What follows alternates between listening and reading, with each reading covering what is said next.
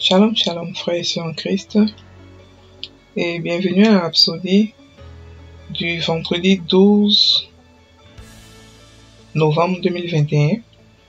Rhapsodie écrite par le pasteur Chris Oyakilome, et la lecture vous est offerte par les vérités de l'Évangile.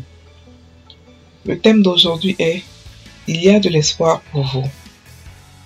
Et le verset de Romains 8, verset 11 qui dit « Et si l'esprit de celui qui a ressuscité Jésus d'entre les morts habite en vous, celui qui a ressuscité Christ d'entre les morts rendra aussi la vie à vos corps mortels par son esprit qui habite en vous. » Alléluia.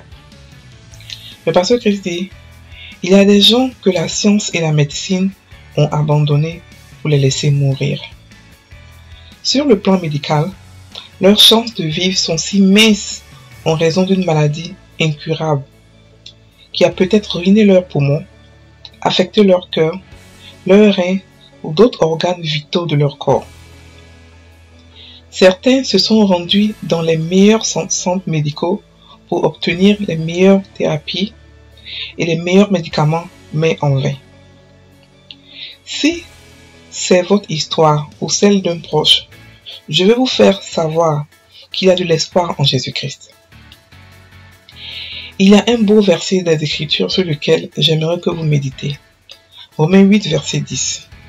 Il dit que si Christ est en vous, bien que votre corps soit mort à cause du péché, l'Esprit lui donne la vie à cause de la justice.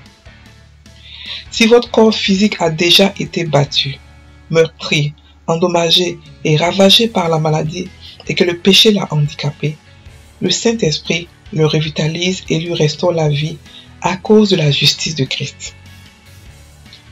C'est la justice de Dieu que vous soyez en bonne santé. C'est si puissant, pensez-y profondément. La Bible dit dans 2 Corinthiens 5, verset 21, « Celui qui n'a point connu le péché, il a fait devenir péché pour vous, afin que nous devenions en lui justice de Dieu. » La justice de Christ est ce qui fait la différence en vous. À cause de la justice de Christ, vous êtes acceptés dans la présence de Dieu. Vous n'êtes pas condamnés.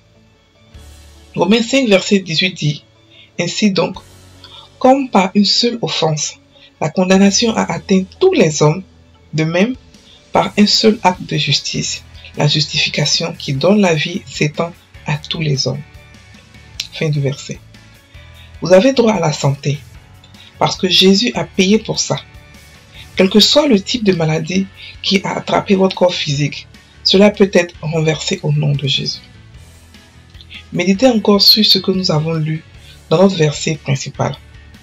Ce verset n'est ni une promesse, ni quelque chose de futuriste. Si l'Esprit de Dieu qui a ressuscité Jésus d'entre les morts vit en vous et donne la vie à votre corps, que cela devienne votre état d'esprit dès maintenant. Fin de la Rhapsodie. Alléluia. Le passé ici parle de la santé, de la guérison.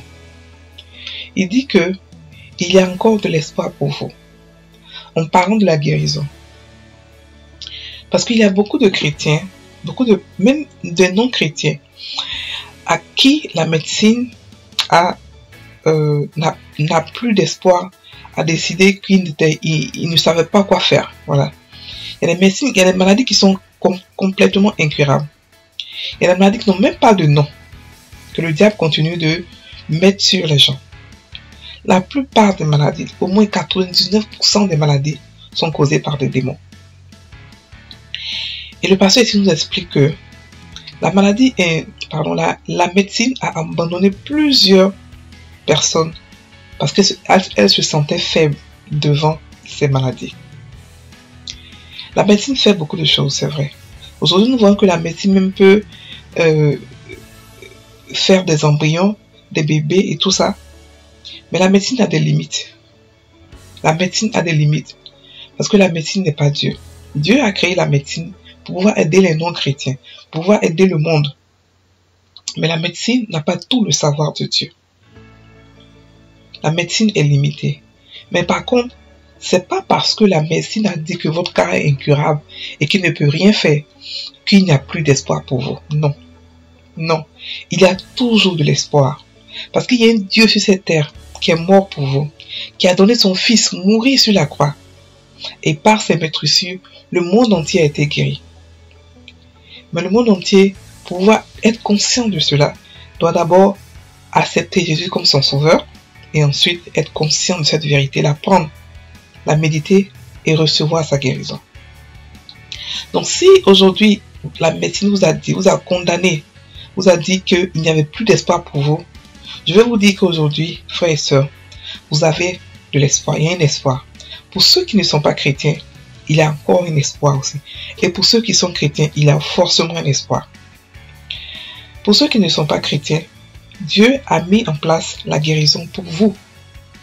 Pour vous. Et c'est nous les chrétiens qui vous transmettons la guérison. Maintenant, pour ceux qui sont chrétiens, vous avez la santé divine. C'est votre héritage en Christ. C'est votre héritage légal en tant que chrétien. Et en plus de cela, le pasteur a donné une très belle illustration de la santé divine. Il a dit dans Romains, il a parlé de verset de Romains 8, verset 11, qui dit que si l'esprit de celui qui a ressuscité Christ habite en vous, ça veut dire que si vous êtes chrétien, si vous avez accepté Jésus comme Seigneur dans votre vie, cet esprit-là qui est venu habiter en vous à cause de la seigneurie de Jésus, cet esprit-là, il a rendu votre corps mortel par son esprit. Il a donné la vie à votre corps mortel par son esprit. Donc, méditez là-dessus. Si vous êtes malade, méditez là-dessus et recevez votre guérison. La santé divine, c'est pour les chrétiens. La guérison, c'est pour les non-chrétiens. Je répète, la santé divine, c'est pour les chrétiens. La guérison, c'est pour les non-chrétiens. Nous devons être conscients en tant que chrétiens que nous avons la nature de Dieu. Nous devons être conscients que nous avons la santé divine.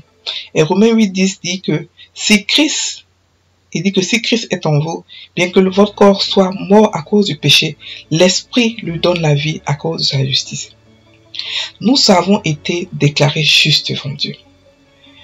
La mort de Jésus nous a justifiés. La mort de Jésus a pris nos péchés et nous avons été changés en une nouvelle personne. Cette personne dont nous avons été changés n'est pas soumise au péché, n'est pas soumise à la condamnation qui suit après le péché, n'est pas soumise aux conséquences du péché qui est la mort et la maladie. Non. Nous sommes justes devant Dieu. C'est pour ça que nous pouvons prier et Dieu nous écoute parce que il nous a déclarés justes. Et ça ne dépend pas de nos œuvres. Ça dépend seulement de la foi que nous avons eu en Christ.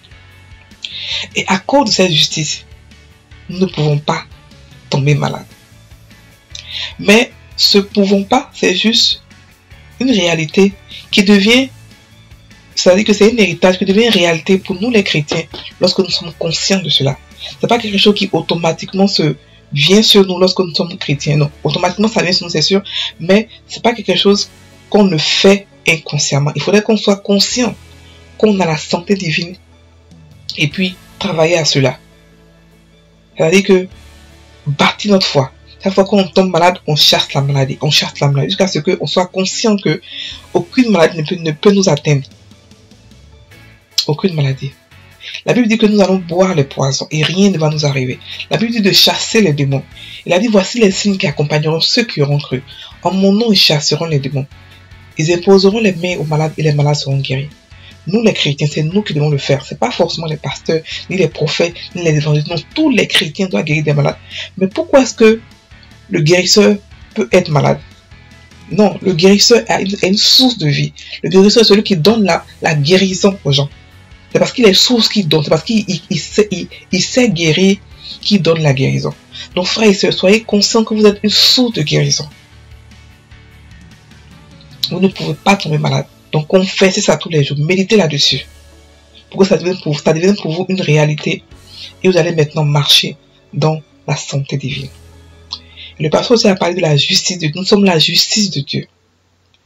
Nous sommes la justice. Donc, la Bible dit que, ainsi donc, comme par une seule offense, la condamnation a atteint tous les hommes.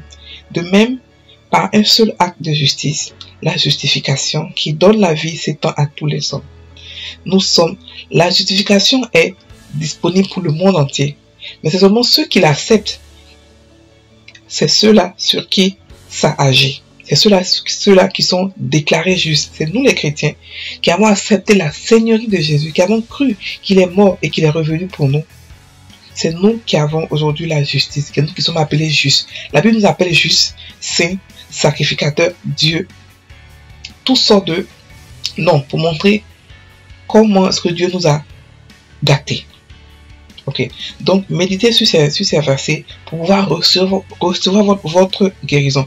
Quel que soit ce que le docteur a dit, il y a encore de l'espoir pour vous.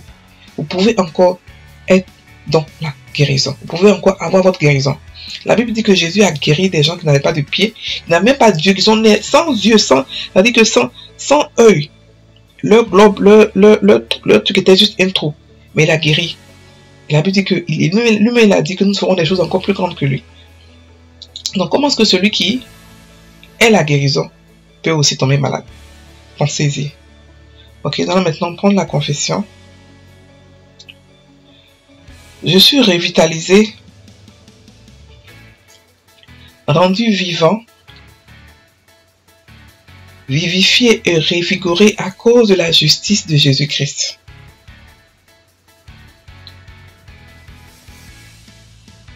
Je vis sain et fort par le Saint-Esprit.